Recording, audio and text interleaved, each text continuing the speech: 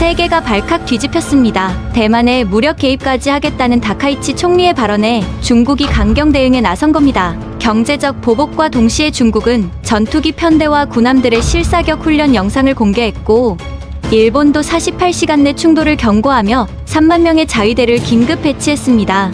일촉즉발의 상황, 전 세계가 전쟁의 두려움에 떨고 있던 바로 그때 대한민국 정찰위성이 포착한 충격적인 장면 하나에 모든 판세가 뒤집혔습니다. 오직 대한민국만이 중국의 진짜 의도를 알아차렸다. 도대체 무슨 일이 있었던 걸까요? 중국이 감추고 싶어하던 진짜 진실, 지금 시작합니다. 한국 데이터요? 참고 가치도 없습니다. 사카이 류노스케의 목소리가 상황실을 얼려버렸습니다. 일본 방위성 특별고문인 그가 테이블을 내리치며 말했어요. 우리는 48시간 내 충돌을 예측하고 있는데 한국은 뭘 근거로 다르다는 겁니까? 2025년 11월 21일 새벽 3시 미국 인도태평양 사령부 긴급 상황실. 저는 올리비아 헤이스 전구위기 분석국 국장으로서 그 자리에 있었습니다. 52년 인생에서 가장 무거운 판단을 내려야 하는 순간이었죠. 중국군 계정에서 공개한 위험 영상이 전 세계로 퍼지고 있었습니다. 푸젠함이 실사격 훈련을 하는 장면, 그리고 일본어로 된 경고 랩까지. 언론은 동아시아 전쟁 전야라고 떠들어댔어요. 그런데 한국정찰정보본부의 최도현 부국장이 보내온 데이터는 완전히 다른 이야기를 하고 있었습니다.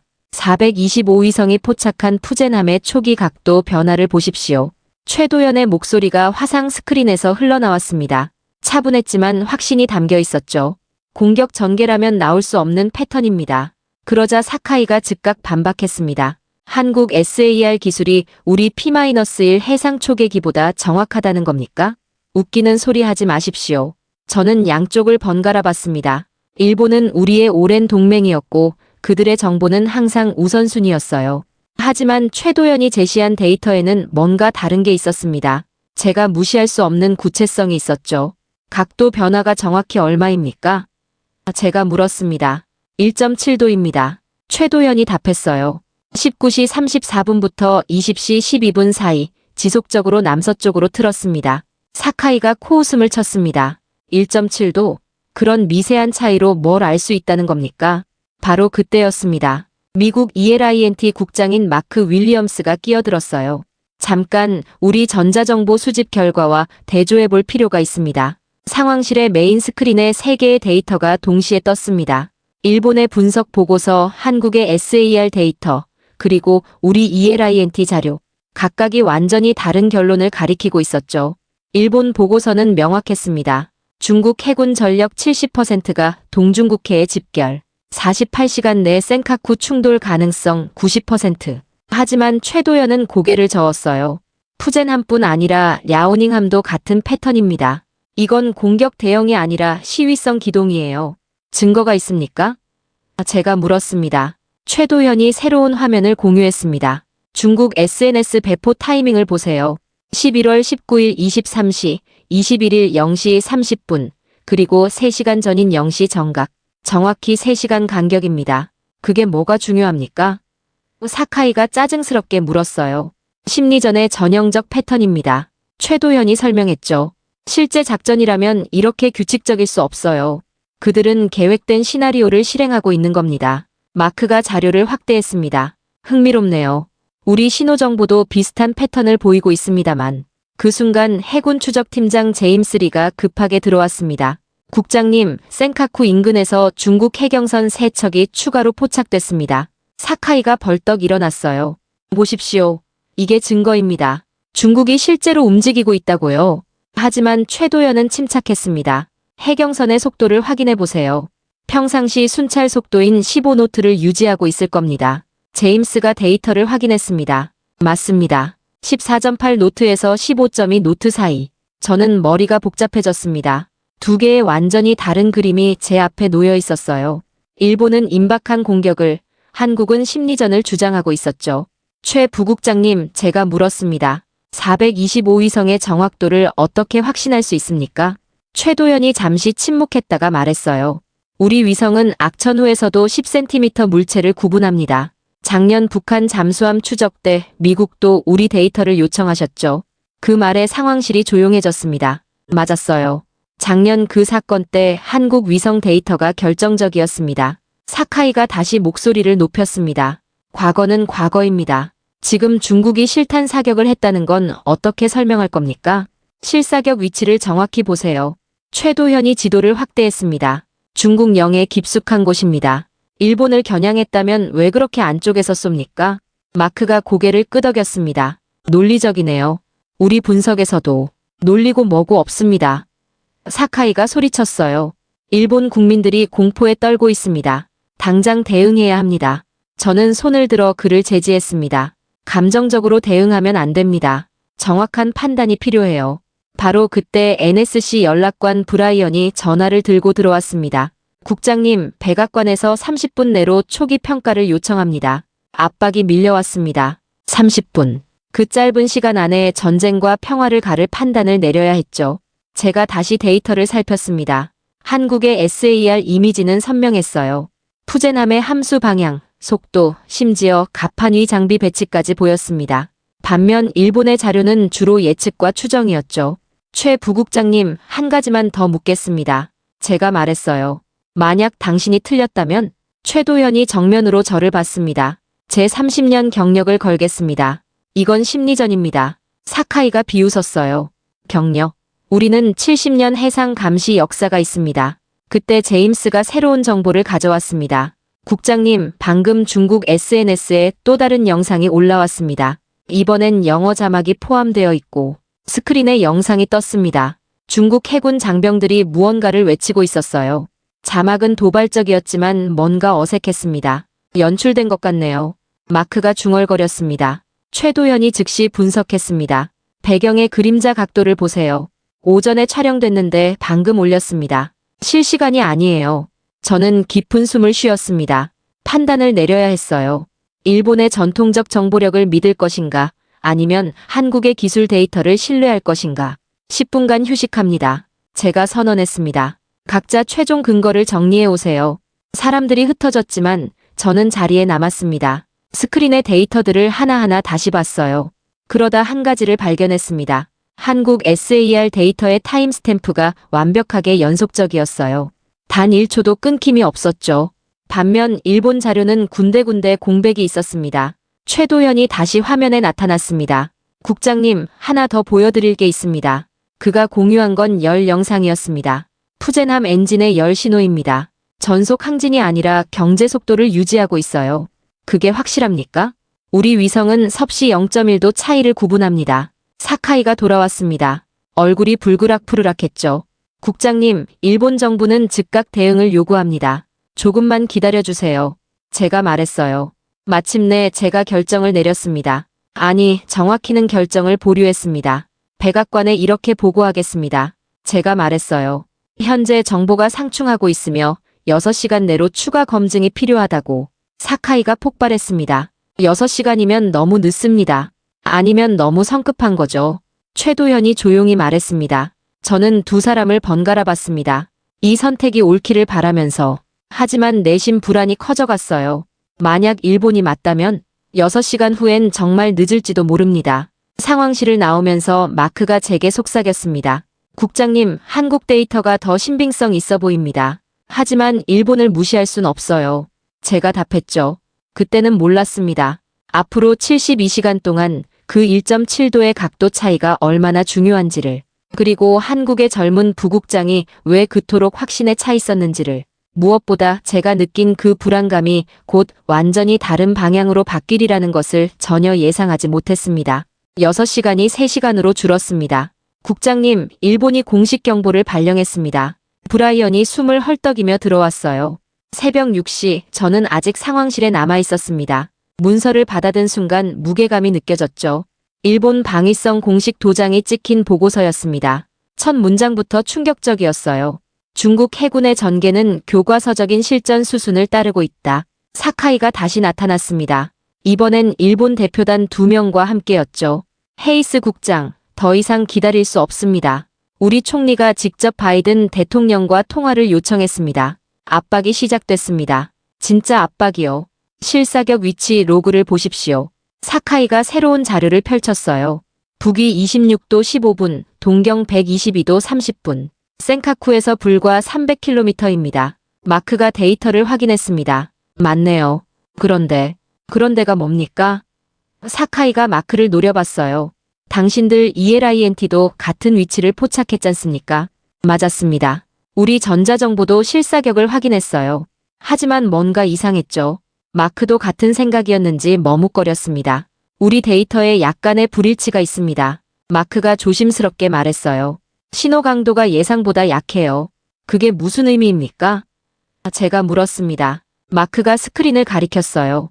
보통 이 정도 규모의 실사격이면 전자신호가 훨씬 강해야 합니다. 그런데 이건 마치 일부러 출력을 낮춘 것 같아요. 바로 그때 최도현이 화상 연결을 요청했습니다. 긴급한 발견이 있습니다. 스크린에 나타난 최도현의 표정은 더욱 진지해져 있었어요.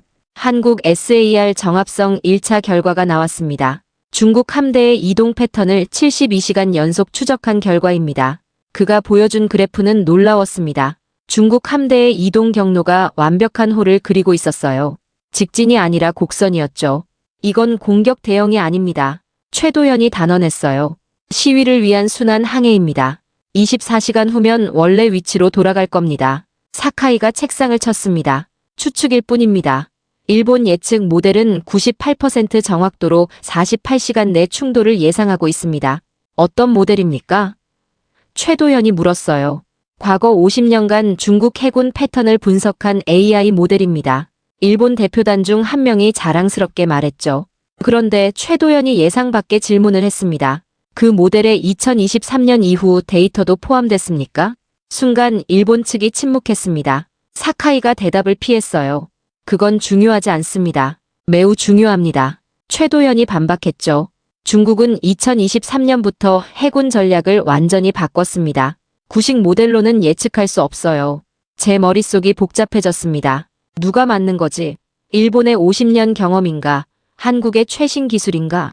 그때 제임스가 뛰어들어왔습니다. 국장님, 중국이 또 영상을 올렸습니다. 이번엔 미사일 발사 장면입니다. 상황실이 얼어붙었습니다. 스크린에 뜬 영상은 충격적이었어요. 중국 구축함에서 미사일이 발사되는 장면이 선명했습니다. 봤습니까? 사카이가 소리쳤어요. 이래도 심리전이라고 하겠습니까? 하지만 최도현은 침착했습니다. 영상을 자세히 보세요. 미사일 연기 색깔이 이상합니다. 마크가 영상을 확대했어요. 맞네요. 실탄이 아니라 훈련탄 같은데. 훈련탄이든 실탄이든. 사카이가 끼어들었습니다. 일본 국민들은 이 영상을 보고 있습니다. 언론은 벌써 전쟁 임박이라고 보도하고 있어요. 그 순간 전화가 울렸습니다. NSC였죠. 브라이언이 봤더니 얼굴이 하얘졌어요. 국장님, 대통령이 직접 보고를 원하십니다. 30분 후 화상회의입니다. 30분. 제게 주어진 시간이 그것뿐이었어요. 그런데 제 앞엔 여전히 두 개의 상반된 그림이 놓여 있었습니다. 잠깐 모두 조용히 해주세요. 제가 말했어요. 각자 핵심 증거 하나씩만 제시해주세요. 감정 빼고 데이터만. 사카이가 먼저 시작했습니다. 중국 함대 집결도 70%. 역대 최고 수준입니다. 최도현이 이어받았어요. 하지만 보급선이 동행하지 않고 있습니다. 실전이라면 있을 수 없는 일이죠. 중국이 일본어로 경고문을 발표했습니다. 일본 대표단이 말했어요. SNS 게시 간격이 정확히 3시간입니다. 자동화된 심리전의 증거예요. 최도현이 반박했습니다. 주거니 받거니가 계속됐습니다. 그러나 제 불안은 점점 커졌어요. 양쪽 다 일리가 있었거든요. 마크가 조용히 제게 다가왔습니다. 국장님, 우리 ELINT 분석에 한 가지 이상한 점이 더 있습니다. 뭡니까? 중국 함대의 통신량이 평소의 30%밖에 안 됩니다. 실제 작전이라면 통신이 폭증해야 하는데 그 말을 듣는 순간 뭔가 퍼즐 조각이 맞춰지는 느낌이었어요. 하지만 여전히 확신할 수 없었습니다. 최 부국장님, 제가 물었어요. 한국의 분석이 틀릴 가능성은 얼마나 됩니까? 최도현이 잠시 침묵했다가 답했습니다. 5% 미만입니다. 하지만 0은 아닙니다. 5%. 저는 중얼거렸어요. 5%의 실수가 전쟁을 부를 수도 있었습니다. 사카이가 최후 통첩을 했습니다. 헤이스 국장, 일본은 동맹국입니다. 70년간 함께 해왔어요. 한국 데이터를 믿고 우리를 무시하겠다는 겁니까? 그 말이 비수처럼 박혔습니다. 맞았어요. 일본은 오랜 동맹이었고 한국은 한국도 동맹이지만 정보 분야에서는 항상 보조적 위치였죠. 10분 더 주세요. 제가 간신히 말했어요. 사람들이 나간 후 저는 혼자 남았습니다. 스크린엔 여전히 데이터들이 떠 있었어요. 일본의 예측 모델, 한국의 SAR 영상, 우리 ELINT 신호들. 그때 한 가지를 발견했습니다. 중국 영상들의 업로드 시간이 모두 정각이었어요. 23시 0분, 3시 0분, 6시 0분. 최도현이 말한 대로 너무 규칙적이었죠. 하지만 그게 함정일 수도 있었습니다. 중국이 일부러 규칙적으로 해서 우리를 속이는 걸 수도 있으니까요. 제 손이 떨리기 시작했습니다. 압박감 때문이었어요. 한 번의 잘못된 판단이 수백만 명의 운명을 좌우할 수 있었으니까요. 전화가 또 울렸습니다. 이번엔 펜타곤이었어요. 국방부 부장관이었죠. 헤이스, 상황이 어떻습니까? 복잡합니다, 부장관님. 복잡하다고? 일본은 벌써 자위대에 1급 경계령을 내렸어요. 우리도 결정해야 합니다. 조금만 더. 시간이 없어요, 헤이스. 대통령께 뭐라고 보고할 겁니까? 전화를 끊고 나니 현기증이 났습니다. 처음 느껴보는 종류의 압박이었어요. 그런데 바로 그때 최도연이 다시 연결을 요청했습니다. 국장님, 한 가지만 더 보여드려도 될까요? 빨리 하세요. 그가 보여준 건 중국 함대 사진을 시간대별로 정렬한 것이었습니다. 함대 대형을 보세요. 공격 대형이라면 구축함이 앞에 있어야 합니다. 그런데 지금은 순양함이 앞에 있어요. 이건 행진 대형입니다. 확실합니까? 제 목숨을 걸 수 있습니다. 목숨. 또 누군가의 목숨이 걸렸다는 말이었죠. 하지만 이번엔 달랐어요. 최도연의 눈빛에 진정성이 있었거든요. 알겠습니다. 제가 말했어요. 감사합니다. 화상회의 시간이 됐습니다. 대통령이 스크린에 나타났어요. 옆엔 국무장관과 국방장관도 있었죠. 헤이스 국장, 보고하세요. 저는 깊은 숨을 쉬었습니다. 그리고 말했어요. 현재 두 가지 상반된 분석이 있습니다. 일본은 48시간 내 충돌을 예상하고 한국은 심리전으로 판단하고 있습니다. 당신 의견은? 대통령이 물었습니다. 바로 그 순간이었어요. 제가 결정을 내려야 하는 순간. 하지만 저는 확신이 없었습니다. 아니, 오히려 불안이 최고조에 달했죠. 저는 제가 말을 시작했습니다. 12시간의 추가 분석 시간을 요청합니다. 침묵이 흘렀습니다. 길고 무거운 침묵이었어요. 12시간 후면 너무 늦을 수도 있어요. 국방장관이 말했습니다. 알고 있습니다. 제가 답했어요. 하지만 성급한 판단은 더 위험할 수 있습니다. 대통령이 고개를 끄덕였습니다. 좋아요. 12시간 줍니다. 하지만 그때까지 명확한 답을 가져오세요. 화면이 꺼졌습니다. 저는 의자에 털썩 주저앉았어요. 12시간. 제게 주어진 마지막 시간이었습니다. 그런데 과연 12시간 후에 저는 확신을 가질 수 있을까요? 아니면 더 큰 혼란에 빠질까요? 불안이 제 전신을 감쌌습니다. 처음 이 일을 시작했을 때의 확신은 온데간데 없었어요. 남은 건 압박과 불안, 그리고 무거운 책임감 뿐이었습니다. 12시간이 6시간으로 줄었습니다. 센카쿠 인근입니다. 중국 해경선 4척이 일본 영해 경계선에 접근하고 있습니다. 정오를 막 넘긴 시각, 제임스의 다급한 보고가 상황실을 뒤흔들었어요. 저는 커피잔을 놓으며 스크린을 봤습니다. 위성 실시간 영상의 해경선들이 선명하게 보였죠. 현재 속도는? 제가 물었습니다. 18노트입니다. 그런데 제임스가 말을 멈췄어요. 그런데 뭡니까? 궤적이 이상합니다. 직진이 아니라 S자를 그리고 있어요. 바로 그때 일본 언론 보도가 떴습니다. NHK, 아사히, 요미우리 모든 방송이 속보를 내보내고 있었죠. 중국 해경, 센카쿠 침공 전야, 정부 긴급 대책회의. 사카이가 거의 뛰다시피 들어왔습니다. 맞습니까? 이제 믿습니까? 중국이 실제로 움직이고 있어요. 그의 뒤로 일본 해상자위대 연락관도 따라왔죠. 우리 P-3C 초계기가 현장에서 직접 확인했습니다. 해경선뿐 아니라 그 뒤에 구축함 2척도 있습니다. 저는 불안했지만 침착함을 유지하려 애썼어요. 정확한 좌표를 보여주세요. 일본 측이 제시한 좌표는 북위 25도 44분, 동경 123도 30분, 센카쿠에서 불과 22엘이 떨어진 곳이었습니다. 이 거리면 마크가 계산기를 두드렸어요.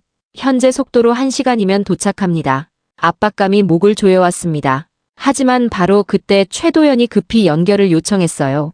국장님, 같은 시간 우리 SAR 데이터를 보세요. 완전히 다른 이야기를 하고 있습니다. 스크린이 둘로 나뉘었습니다. 한쪽은 일본 초계기 영상, 다른 쪽은 한국 위성 데이터였죠. 그런데 정말 이상했어요. 같은 해역, 같은 시간인데 보이는 게 달랐습니다. 뭐가 다른 겁니까? 제가 물었어요. 최도현이 데이터를 확대했습니다. SAR 반사값을 보세요. 해경선 주변 해면이 비정상적으로 안정되어 있어요. 실제로 18노트로 움직인다면 나올 수 없는 패턴입니다. 그럼 속도가 틀렸다는 겁니까? 아니면 일본이 본 것과 우리가 본 것이 다른 시간대일 수 있습니다. 사카이가 폭발했어요. 말도 안 됩니다. 우리 초계기가 실시간으로 보고 있는데 시간이 다르다니요? 그런데 제임스가 이상한 점을 발견했습니다. 잠깐 일본 영상의 타임스탬프가 10분 전 것이네요. 그게 무슨 소리입니까? 사카이가 당황했어요. 일본 연락관이 급히 확인했습니다. 아, 이건 전송 지연입니다. 초계기에서 본부로, 본부에서 여기로. 10분이면 많이 차이 날 수 있습니다. 최도현이 지적했죠. 해경선이 10분 동안 이동한 거리는 2.5해리입니다. 제임스가 계산했어요. 갑자기 퍼즐이 어긋나기 시작했습니다. 누구 말이 맞는 거지? 제 머릿속이 복잡해졌어요. 직접 대조해 봅시다. 제가 결정했습니다. 미국 레이더 기지 데이터, 한국 SAR, 일본 초계기 영상을 모두 같은 시간대로 맞춰서 다음 30분은 정신 없었습니다. 세 개의 다른 소스에서 온 데이터를 동기화하는 작업이었죠. 기술팀이 총동원됐어요. 그러는 사이 일본 언론은 계속 자극적인 보도를 쏟아냈습니다. 중국 함대, 센카쿠 포위 작전, 일촉즉발의 위기, 정부, 미국의 긴급 지원 요청. 이 보도들 때문에 도쿄 증시가 3% 폭락했습니다. 브라이언이 보고했어요. 압박이 더 심해졌습니다. 경제까지 흔들리고 있었으니까요. 드디어 동기화된 데이터가 나왔습니다. 그런데 결과는 더 혼란스러웠어요. 13시 정각 기준으로 보면 마크가 설명했습니다. 일본 초계기는 해경선 4척과 구축함 2척을 포착했고 한국 SAR는 해경선 3척만 보이고 우리 레이더는 이상하네요. 신호가 왔다 갔다 합니다. 왔다 갔다요? 제가 물었어요. 네, 마치 전파 방해를 받는 것처럼. 아니면 기상 조건 때문일 수도. 최도현이 끼어들었습니다. 잠깐 그 시각 기상 데이터를 확인해 보세요. 화면에 기상 정보가 떴습니다. 맑음, 파고 1m, 시정 10km 이상. 완벽한 조건이네요. 제임스가 말했어요. 전파 방해가 있을 리 없습니다. 그럼 뭐지? 제 불안이 혼란으로 바뀌기 시작했어요. 3개의 다른 데이터, 3개의 다른 그림. 무엇을 믿어야 할까요? 혹시 중국이 기만 전술을 쓰는 건 아닐까요? 브라이언이 조심스럽게 의견을 냈어요. 기만이요? 사카이가 비웃었습니다. 우리 초계기 조종사가 눈으로 직접 봤습니다. 기만이 통할 리 없어요. 하지만 최도현은 다른 가능성을 제시했습니다. 중국이 전자전 장비를 쓰고 있을 수 있습니다. 레이더는 속일 수 있지만 SAR는 못 속입니다. 그럼 초계기 유관 관측은요? 일본 연락관이 반문했어요. 거리가 멀면 착시가 일어날 수 있습니다. 최도현이 설명했죠. 특히 해상에서는 논쟁이 계속됐습니다. 그 사이 시간은 흐르고 중국 해경선은 계속 움직이고 있었어요. 아니, 움직이고 있는 것처럼 보였죠. 이제는 뭐가 진짜인지도 확신할 수 없었습니다. 14시 30분, 또 다른 변수가 생겼습니다. 국장님, 중국이 또 실사격을 했습니다. 제임스가 보고했어요. 이번엔 위치가 달랐습니다. 더 가까웠죠. 센카쿠에서 150km, 제사격 좌표가 북위 25도 52분, 동경 123도 45분입니다. 마크가 확인했어요. 이전보다 확실히 가까워졌어요. 사카이가 승리한 표정을 지었습니다. 이제 믿습니까? 점점 다가오고 있어요. 하지만 최도현은 여전히 침착했습니다. 사격 시간을 정확히 확인해 보세요. 14시 0분 0초입니다. 제임스가 답했어요. 또 정각이네요. 최도현이 지적했습니다. 11시, 14시. 정확히 3시간 간격입니다. 우연일 수도 있잖습니까? 사카이가 반박했어요. 그런데 그때 이상한 일이 일어났습니다. 한국 SAR 화면에 갑자기 선명한 영상이 떴어요. 중국 구축함 한 척이 완전히 정지해 있는 모습이었죠. 이게 뭡니까? 제가 물었어요. 방금 포착한 겁니다. 최도현이 설명했습니다. 푸젠함입니다. 그런데 보세요. 엔진이 꺼져 있어요. 꺼져 있다고요? 네, 열 신호가 거의 없습니다. 대기 상태예요. 그게 사실이라면 공격 준비가 아니었습니다. 하지만 일본 데이터는 계속 반대를 보여주고 있었죠.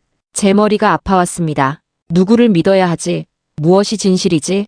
분석 회의를 소집합니다. 제가 선언했어요. 모든 데이터를 테이블에 올려놓고 하나씩 검증합시다. 회의실에 20명이 모였습니다. 미국, 일본, 한국의 분석관들이었죠. 하지만 회의는 시작부터 난항이었어요. 일본 초계기 데이터가 가장 신뢰할 만합니다. 사카이가 주장했어요. 한국 SAR의 해상도가 더 높습니다. 최도현이 반박했죠. 미국 레이더망이 가장 광범위합니다. 마크가 끼어들었어요. 서로 자기 데이터가 맞다고 주장했습니다. 합의점은 보이지 않았어요. 그때 제임스가 새로운 정보를 가져왔습니다. 호주 해군에서 정보를 보내왔습니다. 그들 정찰기도 같은 해역을 지나갔다고. 뭘 봤다고 합니까? 제가 급히 물었어요. 아무것도 못 봤답니다. 뭐라고요? 구름에 가려서 시야 확보가 안 됐다고 합니다. 하지만 기상 데이터는 맑음이었잖아요. 더 혼란스러워졌습니다. 15시가 됐습니다. 중국 SNS에 세 번째 위험 영상이 올라왔어요. 이번엔 전투기들이 이륙하는 장면이었죠. 또 심리전입니다. 최도현이 말했어요. 영상 메타데이터를 보면 그만. 사카이가 소리쳤습니다. 심리전이든 뭐든 일본 국민들은 실제 위협으로 받아들이고 있어요. 그의 말도 맞았습니다. 인식이 곧 현실이 될 수도 있으니까요. 저는 창밖을 봤습니다. 하와이의 맑은 하늘이 보였지만 제 마음은 먹구름으로 가득했어요. 12시간 중 6시간이 지났는데 저는 처음보다 더 혼란스러워졌습니다. 국장님, 브라이언이 조용히 다가왔어요. 펜타곤에서 또 연락이 왔습니다. 진전이 있냐고. 아직입니다. 제가 힘없이 답했죠. 그때 최도현이 뭔가를 발견한 듯 소리쳤어요. 잠깐, 이것 보세요. 스크린에 중국 함대 전체 배치도가 떴습니다. 그런데 뭔가 이상했어요. 패턴이 보였습니다. 뭘 발견하신 겁니까? 제가 물었어요. 중국 함대가 일본을 향하고 있는 게 아닙니다. 최도현이 흥분하며 설명했어요. 이 각도를 보세요. 계속 남서쪽으로 틀고 있어요. 사카이가 코웃음 쳤습니다. 그게 뭐가 중요합니까? 언제든 방향을 바꿀 수 있잖아요. 하지만 저는 뭔가 느꼈습니다. 이게 실마리일지도 모른다는 느낌을요.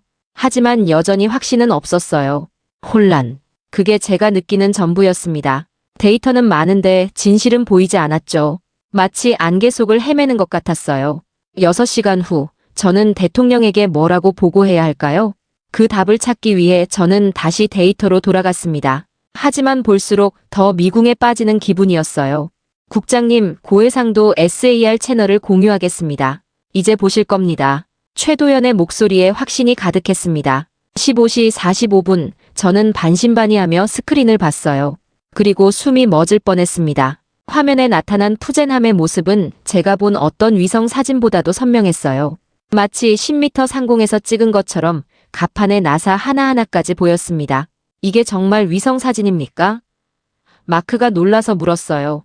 425위성의 최신 SAR 기술입니다. 최도현이 설명했죠. 구름이든 야간이든 상관없이 이 정도 해상도를 유지합니다. 사카이는 여전히 의심스러운 표정이었어요. 사진이 선명한 게 뭐가 중요합니까? 중요한 건 해석이죠. 그 해석을 지금부터 보여드리겠습니다. 최도현이 새로운 화면을 열었어요. 지난 72시간 동안 푸젠함의 움직임을 초 단위로 분석한 결과입니다. 테이블 위에 인쇄된 분석표가 놓였습니다. 시간, 좌표, 속도, 방향. 그런데 한 가지 숫자가 계속 반복됐어요. 1.7도. 이 1.7도가 뭡니까? 제가 물었습니다. 최도현이 레이저 포인터를 들었어요.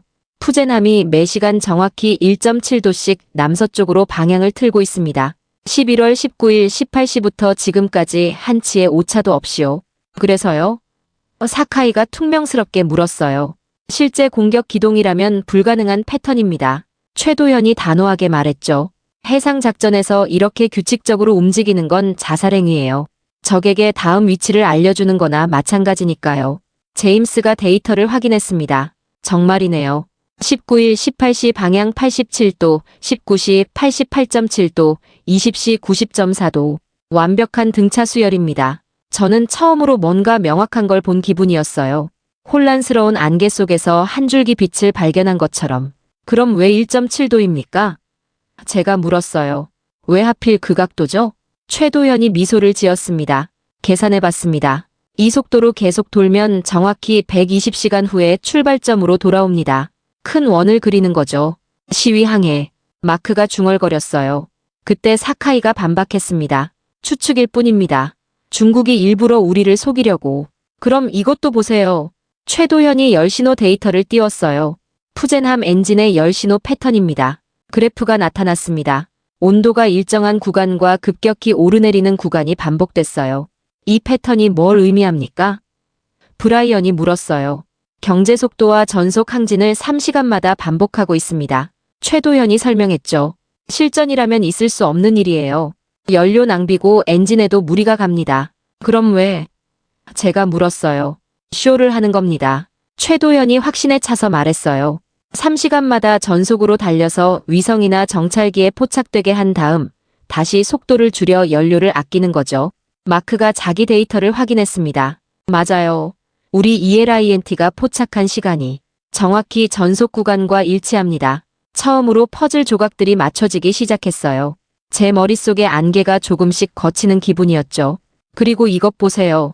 최도현이 또 다른 데이터를 보여줬어요. 중국 SNS 배포 시각입니다. 11시, 14시, 17시 예정. 모두 정각입니다. 그것도 쇼의 일부라는 거군요. 제가 이해하기 시작했어요. 정확합니다. 모든 게 스크립트대로 진행되고 있어요. 그런데 일본 연락관이 끼어들었습니다. 하지만 우리 초계기는 실제로 위협적인 움직임을 포착했습니다. 그 시간이 언제입니까? 최도현이 물었어요. 14시 10분경입니다. 최도현이 자료를 확인했습니다. 14시 10분. 바로 전속 구간이 끝나고 감속하는 시점이네요.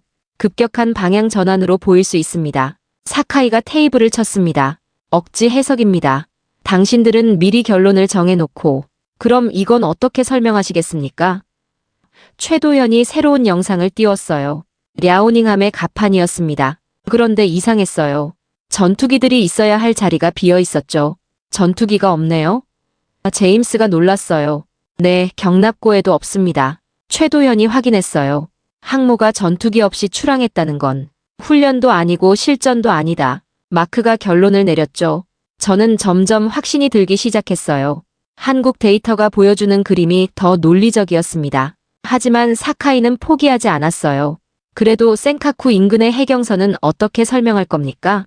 최도현이 침착하게 답했습니다. 해경선 위치를 다시 보세요. 정확히 중국 영해 경계선에서 12헬이 떨어진 곳입니다. 넘어올 의도가 있다면 왜 그렇게 정확히 거리를 유지하겠습니까? 우연일 수도. 우연히 72시간 동안 계속됩니까? 침묵이 흘렀습니다. 사카이도 할 말이 없어 보였어요. 그때 미국 ELINT 분석 결과가 나왔습니다. 마크가 보고했죠. 국장님 확인됐습니다. 중국 함대의 통신 주파수 패턴이 이상합니다. 어떻게 이상합니까? 암호화 레벨이 평시 수준입니다. 실전이라면 최고 등급 암호를 써야 하는데 또 하나의 증거였습니다. 저는 이제 거의 확신하게 됐어요.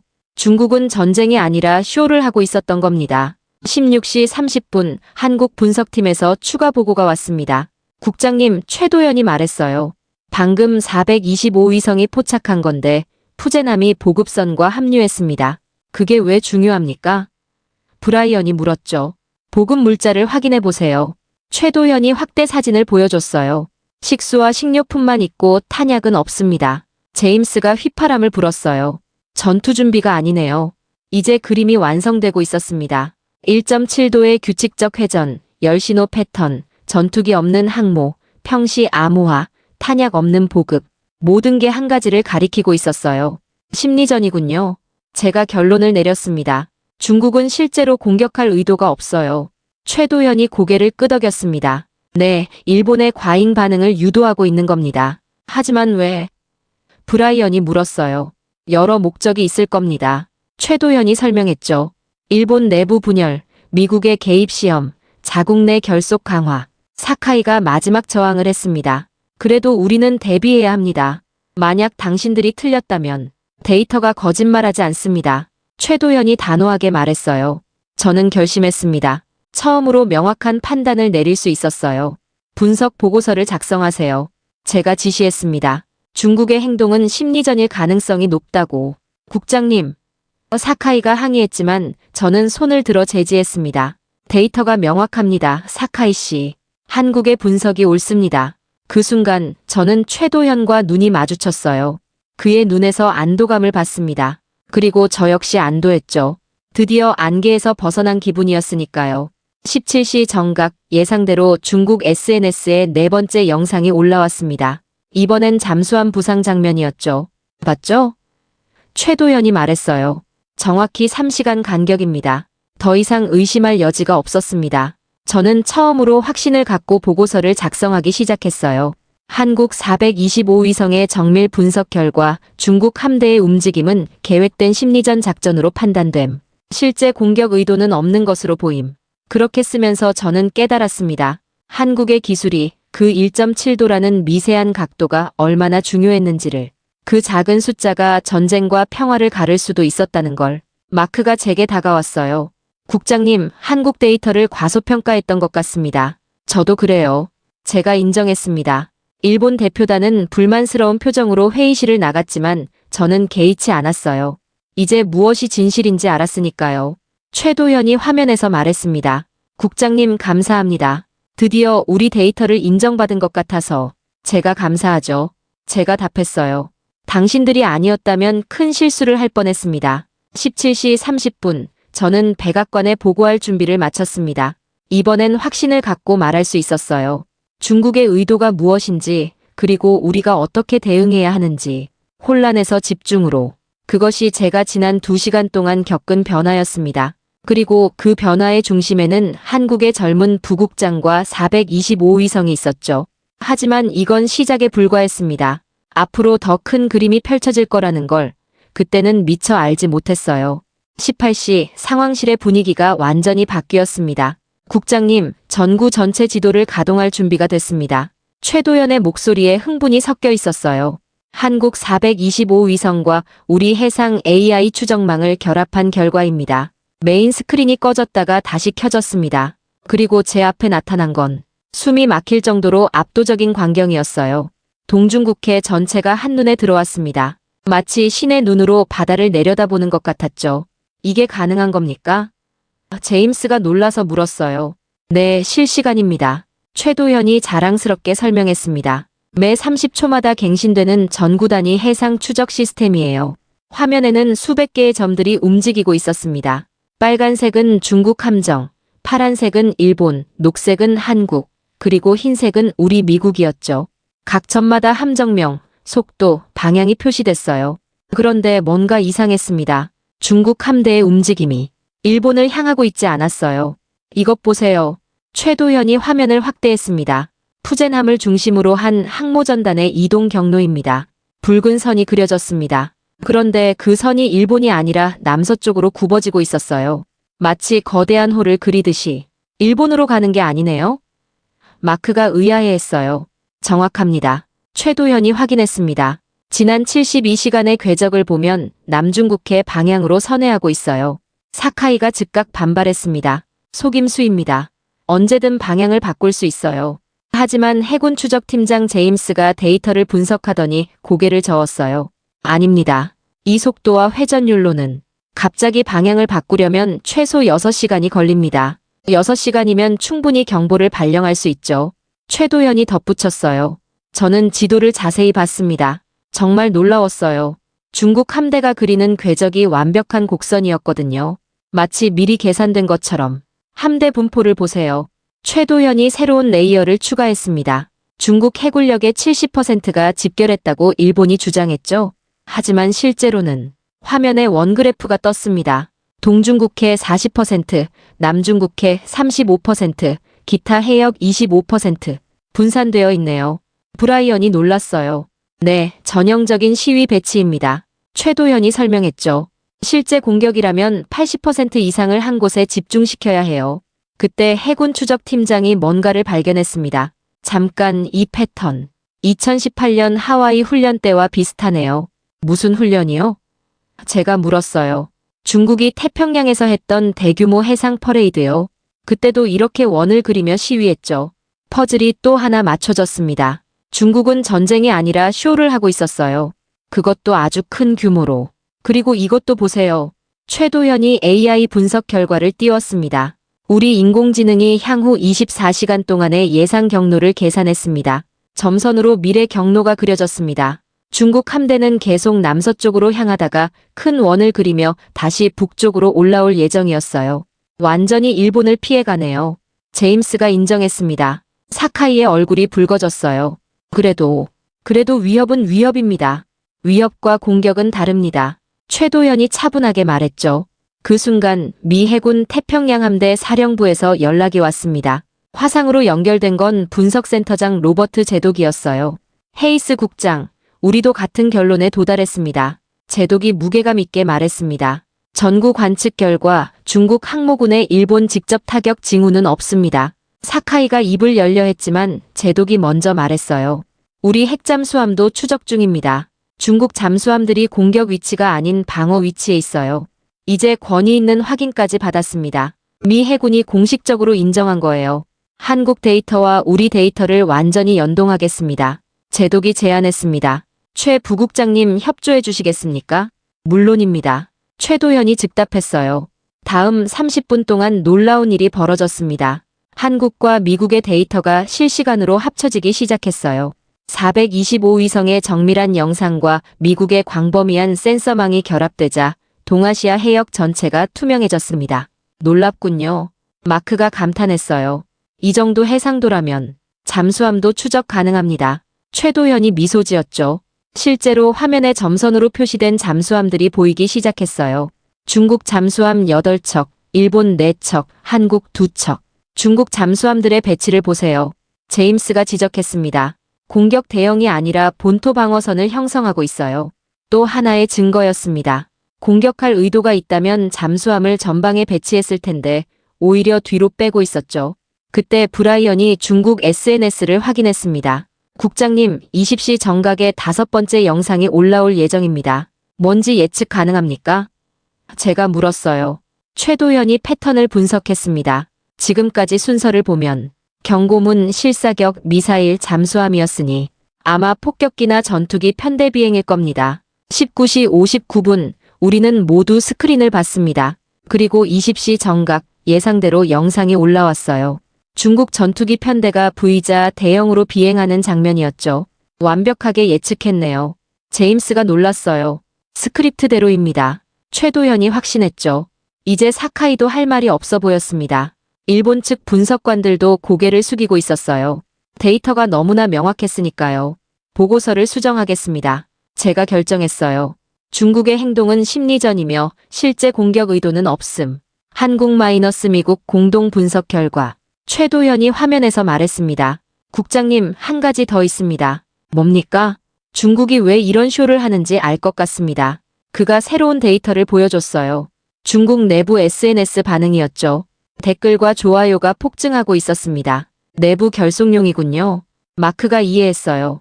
그리고 일본의 과잉 반응을 유도해서 최도현이 일본 언론을 띄웠습니다. 보세요. 일본 내에서도 정부 대응에 대한 비판이 나오고 있어요. 일본을 분열시키고 중국 내부는 단결시키는 일석이조 전략이었던 겁니다. 대단한 분석입니다. 제가 인정했어요. 로버트 제독이 화면에서 말했습니다. 헤이스 국장, 한국의 425위성 데이터를 최우선 정보원으로 분류하겠습니다. 그 순간 최도현의 표정이 밝아졌어요. 드디어 인정받은 거죠. 한국의 기술과 분석력이. 20시 30분 저는 백악관에 최종 보고를 했습니다. 대통령은 안도하며 말했어요. 잘했어요, 헤이스. 전쟁을 막았군요. 전쟁을 막았다. 그 말이 무겁게 다가왔습니다. 만약 한국 데이터가 없었다면 우리는 일본의 분석만 믿고 잘못된 결정을 내렸을 거예요. 사카이가 조용히 제게 다가왔습니다. 미안합니다, 국장님. 제가 너무 감정적이었어요. 이해합니다. 제가 답했어요. 압박이 심했으니까요. 하지만 그의 눈에는 여전히 불만이 남아 있었습니다. 한국에게 주도권을 빼앗긴 것에 대한. 21시 상황실이 조용해졌습니다. 위기는 지나갔어요. 아니, 애초에 위기가 아니었죠. 중국의 거대한 연극이었을 뿐. 최도현이 마지막으로 말했습니다. 국장님, 이번 일로 깨달은 게 있습니다. 뭡니까? 기술도 중요하지만 그걸 제대로 해석하는 게 더 중요하다는 것. 그리고 편견 없이 데이터를 보는 게 얼마나 중요한지도요. 그의 말이 맞았습니다. 우리는 너무 오랫동안 일본의 분석에만 의존했어요. 한국의 능력을 과소평가하면서 앞으로는 달라질 겁니다. 제가 약속했어요. 최도현이 미소 지었습니다. 감사합니다. 정말로. 화면이 꺼진 후 저는 혼자 남아 전구 지도를 봤습니다. 중국 함대는 여전히 천천히 움직이고 있었어요. 거대한 원을 그리면서 긴장이 이해로 바뀐 순간이었습니다. 단순히 중국의 의도를 파악한 게 아니라 동아시아 해상 전체의 역학을 이해하게 된 거죠. 그리고 그 이해의 중심에는 한국의 기술과 분석이 있었습니다. 하지만 이야기는 아직 끝나지 않았어요. 앞으로 이 분석을 어떻게 활용할 것인가, 그것이 남은 과제였습니다. 22시, 저는 충격적인 발견 앞에서 멈춰 섰습니다. 국장님, ELINT와 SAR 통합 분석이 끝났습니다. 마크가 새로운 보고서를 가져왔어요. 결과가 예상보다 훨씬 복잡합니다. 스크린에 뜬 통합 도표를 보는 순간 저는 지금까지 우리가 얼마나 단순하게 생각했는지 깨달았어요. 중국이 단순히 일본을 위협하는 게 아니었습니다. 훨씬 더 큰 그림이 있었어요. 세 개의 층이 있네요. 제가 도표를 가리켰습니다. 최도현이 화상으로 설명을 이어받았습니다. 첫 번째 층은 일본 여론 자극입니다. 보세요. 중국 영상 공개 시점과 일본 언론 보도 피크가 정확히 일치해요. 일본 여론 변동률 그래프가 떴습니다. 중국이 영상을 올릴 때마다 일본 내 강경론이 15%씩 상승했어요. 중국이 의도적으로 일본 여론을 조종하고 있었군요. 브라이언이 놀랐어요. 두 번째 층은 더 흥미롭습니다. 최도현이 계속했죠. 대만과 미국에 대한 간접 메시지예요. 대만이요? 제가 의아해했습니다. 마크가 설명했어요. 중국 함대가 그리는 원의 남쪽 끝이 대만 해협 입구입니다. 마치 우리가 여기까지 올 수 있다고 보여주는 것처럼요. 그제야 이해가 됐습니다. 일본을 겨냥하는 척하면서 실제로는 대만과 미국을 압박하고 있었던 거예요. 세 번째 층은 제가 물었어요. 내부 결속입니다. 최도현이 중국 SNS 히트맵을 보여줬습니다. 베이징, 상하이, 광저우. 대도시의 반응이 폭발적이에요. 지지율이 20% 상승했습니다. 3중 전략. 하나의 행동으로 세 가지 목적을 달성하려는 중국의 계산이 보였어요. 천재적이네요. 제임스가 인정했습니다. 비용 대비 효과가. 그때 NSC 연락관이 급하게 들어왔습니다. 국장님, 일본 총리가 자위대 동원령을 검토 중이랍니다. 충격이었어요. 일본이 중국의 함정에 빠지고 있었던 겁니다. 안 됩니다. 제가 즉시 말했어요. 일본이 강경 대응을 하면 중국 전략에 말려드는 거예요. 사카이가 반발했습니다. 그럼 가만히 있으란 말입니까? 냉정해야 합니다. 제가 단호하게 말했어요. 감정적 대응은 중국이 원하는 거예요. 최도현이 추가 분석을 보여줬습니다. 일본이 자위대를 동원하면 어떻게 될지 시뮬레이션 해봤습니다. 화면에 예측 시나리오가 떴어요. 일본 동원, 중국 추가 도발, 미국 개입, 압박, 지역 긴장 고조. 악순환이네요. 마크가 한숨을 쉬었어요. 정확합니다. 최도현이 확인했어요. 중국은 이걸 노리고 있어요. 일본을 자극해서 과잉 반응을 유도하고 그걸 빌미로 군사력 강화를 정당화하려는 거죠. 저는 깊이 생각했습니다. 이제 문제는 단순히 중국이 공격할 것인가가 아니었어요. 어떻게 이 함정을 피할 것인가였죠. 대안이 필요합니다. 제가 말했어요. 일본을 진정시키면서도 중국에게 우리가 알고 있다는 신호를 보낼 방법이. 그때 로버트 제독이 화상으로 연결됐습니다. 헤이스 국장, 펜타곤도 같은 결론에 도달했습니다. 국방부 부장관이 직접 브리핑을 원하십니다. 23시 국방부 부장관 마이클 존슨이 화면에 나타났어요. 그의 표정은 심각했습니다. 헤이스, 설명을 들어보니 이건 단순한 군사 도발이 아니군요. 네, 부장관님. 고도로 계산된 정치적 작전입니다. 한국 분석이 맞다고 확신합니까? 저는 최도현을 봤습니다. 그가 고개를 끄덕였어요. 네, 확신합니다. 제가 답했어요. 데이터가 명확합니다. 부장관이 잠시 생각하더니 말했습니다. 좋아요. NSC 긴급회의를 소집하겠습니다. 내일 아침 8시 준비해주세요. 전화가 끊긴 후 상황실에 무거운 침묵이 흘렀어요. 모두가 내일 회의의 중요성을 알고 있었죠. 올리비아. 최도현이 제 이름을 불렀어요. 처음으로 직함을 빼고 불렀죠. 한 가지 제안이 있습니다. 말씀하세요. 중국에게 우리가 그들의 의도를 파악했다는 걸 은근히 알려주는 거예요. 직접적이지 않게 하지만 분명하게. 어떻게요? 최도현이 미소를 지었습니다. 우리 함정을 재배치하는 겁니다. 중국 함대가 그릴 원의 경로에 미리 배치해두는 거죠.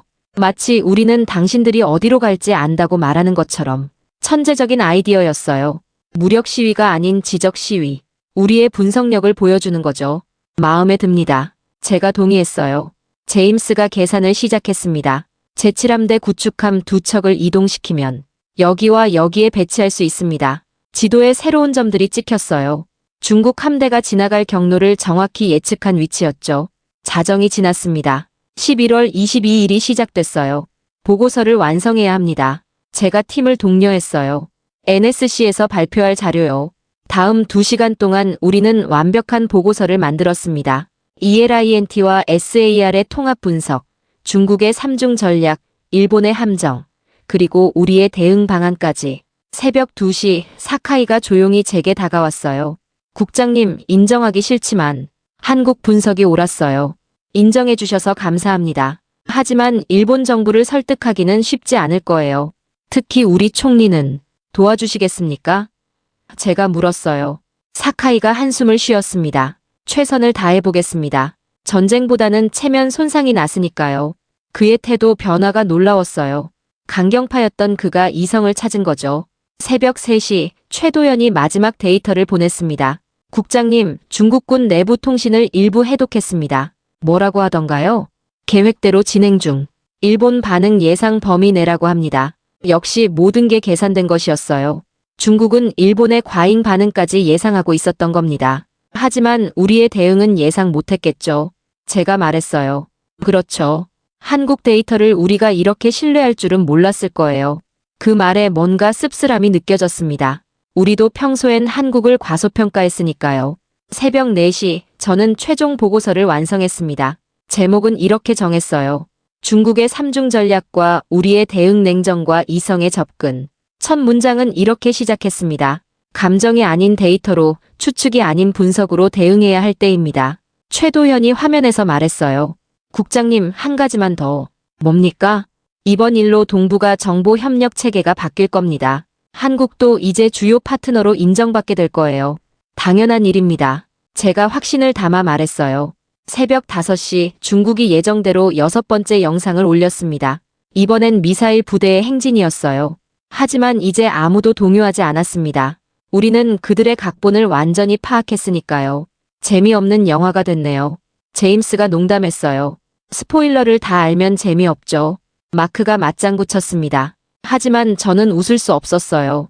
이제 진짜 도전이 시작될 테니까요. NSC에서 우리 분석을 인정받고 일본을 설득하고 중국에게 적절한 메시지를 보내는 것. 그것이 남은 과제였습니다. 새벽 6시 해가 떠오르기 시작했습니다. 하와이의 아침은 언제나 아름다웠지만 오늘은 특별했어요. 어둠에서 빛으로, 혼란에서 명확함으로 나아가는 것 같았으니까요. 모두 수고했습니다. 제가 팀에게 말했어요. 이제 잠시 쉬세요. 8시에 다시 만납시다. 사람들이 하나둘 나갔지만 저는 남아서 전구 지도를 봤습니다. 중국 함대는 여전히 예정된 경로를 따라 움직이고 있었어요. 충격에서 이성으로. 그것이 지난 6시간 동안 제가 겪은 변화였습니다. 감정에 휘둘리지 않고 차가운 분석으로 진실을 찾아가는 과정. 그리고 그 과정에서 한국이라는 든든한 파트너를 발견한 것. 7시 최도연이 마지막 메시지를 보냈습니다. 국장님, 오늘 NSC 회의 잘 되길 바랍니다. 우리도 서울에서 지켜보겠습니다. 감사합니다, 도연 씨. 처음으로 그의 이름을 불렀어요. 이제 그는 단순한 협력자가 아니라 신뢰할 수 있는 동료였으니까요. 8시 정각 NSC 회의가 시작됐습니다. 백악관 상황실과 연결된 화면에는 대통령을 비롯해 국무장관, 국방장관, CIA 국장, 그리고 합참의장까지 모두 모여 있었어요. 그리고 제 옆 스크린에는 최도현과 한국정찰정보본부팀이, 반대편에는 일본 대표단이 연결돼 있었습니다. 헤이스 국장, 보고를 시작하세요. 대통령이 직접 말했습니다. 저는 깊은 숨을 쉬고 준비한 자료를 띄웠어요. 첫 슬라이드는 한국 425위성이 포착한 중국 함대의 72시간 궤적이었습니다. 지난 사흘간 중국 해군의 움직임을 정밀 분석한 결과 이것은 실제 공격 준비가 아닌 계산된 심리전 작전임을 확인했습니다. 국방장관이 끼어들었어요. 근거가 뭡니까? 3가지 핵심 데이터가 있습니다. 제가 차분히 설명했죠. 첫째, 중국 함대의 1.7도 규칙적 회전. 둘째, 전구 분석 결과 나타난 40%의 분산 배치. 셋째, 24%의 일본 분석 오차율입니다. 화면에 숫자들이 선명하게 떴어요. 특히 한국 SAR 데이터와 일본 초계기 데이터의 비교표가 시선을 끌었습니다. 이 차이가 어떻게 발생했습니까? CIA 국장이 물었어요.